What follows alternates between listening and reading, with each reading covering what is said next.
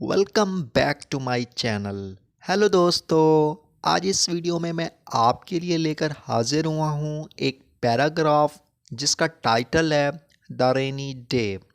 और इसको शुरू करने से पहले जो दोस्त इस चैनल पे पहली बार आए हैं उनसे एक छोटी सी रिक्वेस्ट है कि आप इस चैनल को सब्सक्राइब करके साथ वाले बेल आइकन को प्रेस कर दें। तो चलिए वीडियो को स्टार्ट करते हैं।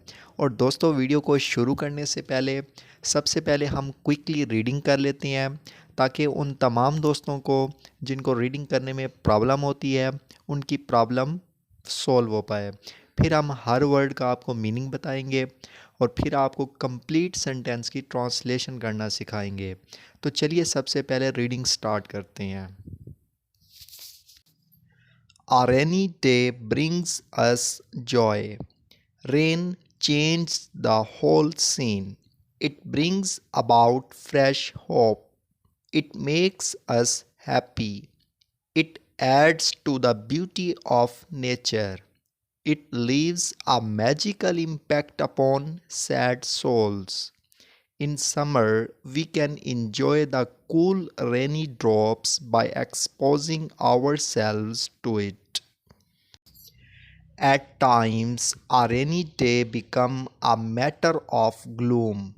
If the rain continues to come down, it creates problem especially for the poor. Water stands on the roads. Streets become muddy. People are forced to remain indoors. They cannot go out to do their duties. Thus, they feel uneasy and uncomfortable.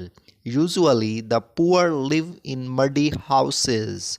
The roofs of their houses begin to drip in the rain. Thus, a rainy day brings troubles for these people.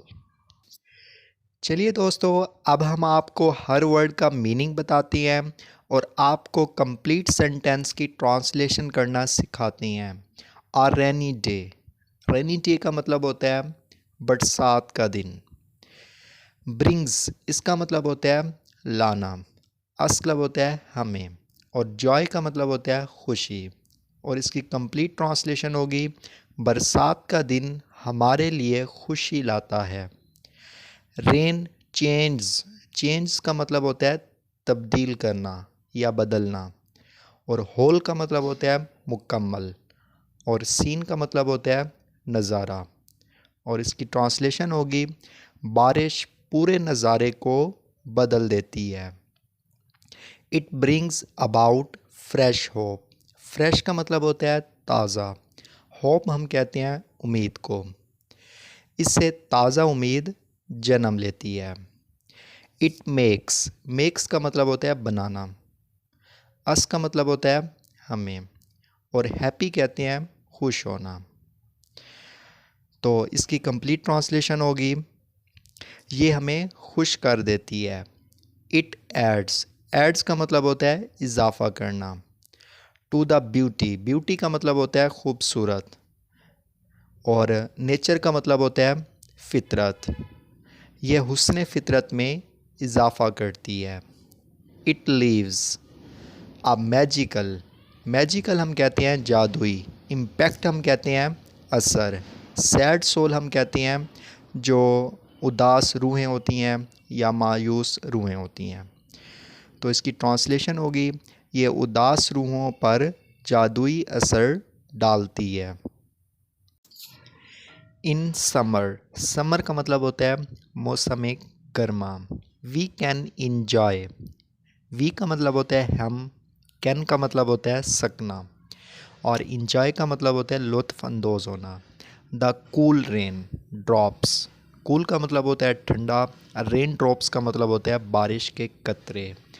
Bye exposing, exposing का वैसे तो मतलब होता है बेनकाब होना या बेनकाब करना, लेकिन इसमें इस्तेमाल होगा भीगना। आवर सेल्व्स का मतलब होता है ख़ुद।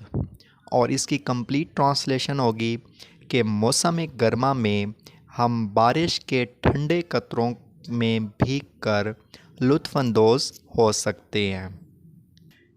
एट टाइम्स, इसी वक्त आ रेनी डे बिकम का मतलब होता है होना, आ मैटर यानी मामला, ऑफ ग्लूम का मतलब होता है मायूसी या गम। और इसकी ट्रांसलेशन होगी कि कभी कभार बरसाती दिन गम का सबब बन जाता है। इफ़ द रेन कंटिन्यू का मतलब होता है किसी चीज़ का मुसलसल जारी रहना, यानी मुसलसल। टू कम डाउन चलते रहना। इट क्रिएट्स का मतलब होता है पैदा करना। प्रॉब्लम यानी मसला। स्पेशली का मतलब होता है ख़ास तौर पर। फॉर द पुअर यानी जो गरीब लोग होती हैं। और इसकी ट्रांसलेशन होगी, अगर बारिश बरसना जारी रहे तो ये ख़ास तौर पर गरीबों के लिए मसाइल पैदा कर देती है। वाटर स्टैंड्स का मतलब होता है खड़ा होना। ऑन द रोड्स सड़कों पर। पानी सड़कों पर खड़ा हो जाता है। स्ट्रीट्स बिकम मडी का मतलब होता है कीचड़, यानी गलियां कीचड़ से भर जाती हैं। पीपल यानी लोग are force to remain indoor. Force का मतलब होता है, वैसे तो इसका मतलब होता है किसी चीज़ को कराना, यानी किसी चीज़ के लिए उकसाना। लेकिन हर ट्रांसलेशन में कुछ वर्ड जो होते हैं वो सेंस के लिए इस्तेमाल हो रहे होती हैं, यानी उनका जो सेंस ऑफ मीनिंग होता है वो चेंज होता है। तो यहाँ पे ये जो फोर्स है ये मजबूरी में इस्तेमाल किया जा रहा है। और रिमेन का मतलब होता है रहना। इंडोर यानी घर के अंदर। और इसकी ट्रांसलेशन होगी, लोग घरों में रहने पर मजबूर हो जाते हैं।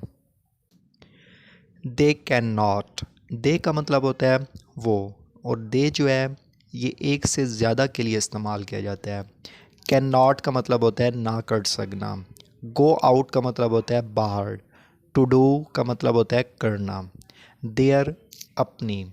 ड्यूटीज़ का मतलब होता है काम।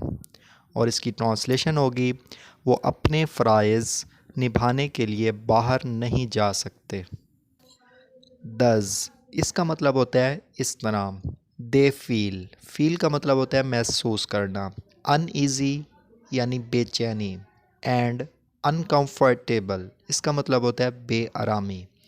इस तरह वो बेचैनी और बेआरामी महसूस करते हैं। यूजुअली इसका मतलब होता है आम तौर पर। द पुअर यानी गरीब लोग। लिव रहते हैं। इन द मड हाउसेस यानी मिट्टी के घर। अमूमन गरीब लोग मिट्टी के घरों में रहते हैं। The roofs of their houses. Roof का मतलब होता है छत। और बिगेंस का मतलब होता है शुरू हो जाना।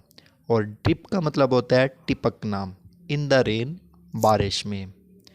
तो इसकी ट्रांसलेशन होगी, बारिशों में उनके घर की छतों से पानी टपकने लगता है। Does a rainy day brings troubles for these people? Trouble का मतलब होता है तकलीफ़। और इसकी ट्रांसलेशन होगी, इस तरह बरसात का दिन इनके लिए तकलीफ़ें लाता है। दोस्तों, अगर आपको ये वीडियो अच्छी लगी हो तो इसको लाइक कर दें और दोस्तों के साथ शेयर कर दें। और मिलते हैं अपनी एक नेक्स्ट वीडियो में, तब तक के लिए अपना बहुत सारा ख्याल रखिएगा।